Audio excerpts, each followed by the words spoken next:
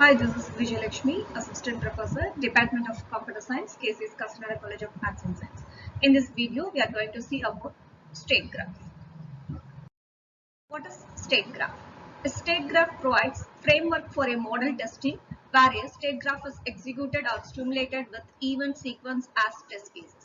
Before starting the actual implementation phase, state graph specifies system specification and support for testing the system implementation against the system specification.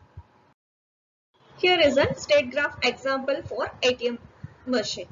When the customer insert a bank card or credit card in the ATM card reader, the entry action, that is read card, is performed by the ATM machine. If the card is not valid, then the machine will perform exit action. After the card is being read successfully, the ATM machine will ask for PIN. The customer enters the PIN and ATM machine reads PIN number.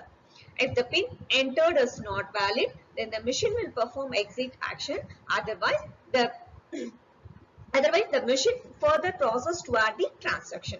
After successful transaction, machine undergoes the exit action. That is, it ejects the card from the card reader.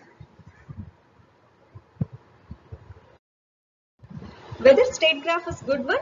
Yes. If it follow the following principle, the state graph is always good. First principle is the total number of states in a given state graph is equal to product of the possibilities of factors that makes up the state. Second rule, for every state and input, there is a unique transition to exactly one state and maybe the same state itself. Third rule, for every transition, there is one specific output action. And fourth rule, for every state, there is a sequence of input that will drive the system back to the same state. Bad state graph. Bad state graph can exhibit certain properties like the following. First property is no exit node which does not allow leaving the state graph. It is shown in figure 1. State B can never be left. The initial state can never be entered again. This situation violates the principle of requirement of at least one exit point. Properties 2. Transition does not permit entry into a particular node. It is shown in figure 2. Here, state C cannot be entered. Third property, no transition can be made from state A and state B. Thus, state A and state B become non-reachable. This is shown in figure 3.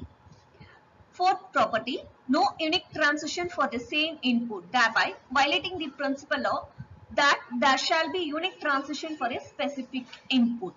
In figure 4, two transitions are specified for an input of A in state B. Next one, bugs in state graph. When testing an implementation against a state graph, one should know the following bugs. First one is unspecified transition. That is, nothing happened with an event. Second one, incorrect transition. The resultant state is incorrect. Third one, unspecified or incorrect event. Fourth one, unspecified or incorrect action. That is, wrong thing happened as a result of a transition. Fifth one, extra unspecified or corrupt state. Sixth one is unreachable state. That is, a state that no input sequence can reach that state. 7. Dead state. A state that once entered cannot be exited. 8th one, snake path. An event is accepted when it should not be. 9th one, trap door. That is, the implementation accepts undefined events. The role of state graph in software testing.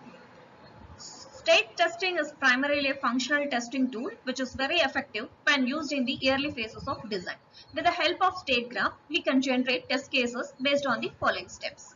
Explicit mapping shall be done between the elements of the state graph and the elements of the implementation. The elements of state graphs are states, events, actions, transition, and ones. Elements of implementation are classes, objects, attributes, messages, methods, and expressions. Second step, ensure that the current state of the state graph. underline the implementation must be checkable either by the runtime environment or by the implementation itself. Here are the some test design strategies for state graph based testing.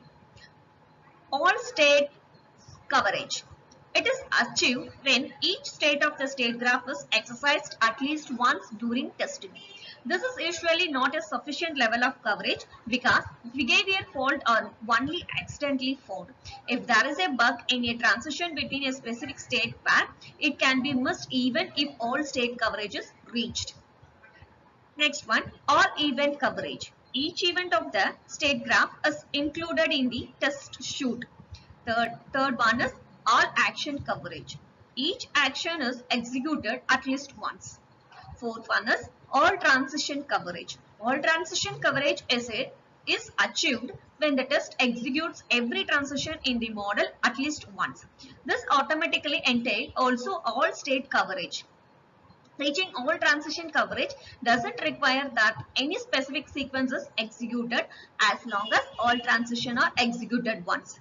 A bug that is relieved only when a specific sequence of transition is executed is missed even in this coverage level. Next one, all end transition sequence. Every transition sequence generated by an event is exercised at least once. All transitions equal to all one transition sequence. All n transition sequence implies all n minus 1 transition sequence. Last one, all round trip path. Every sequence of transition begins and ending in the same state as exercised at least once. I hope you understand the state graph concept. Thank you.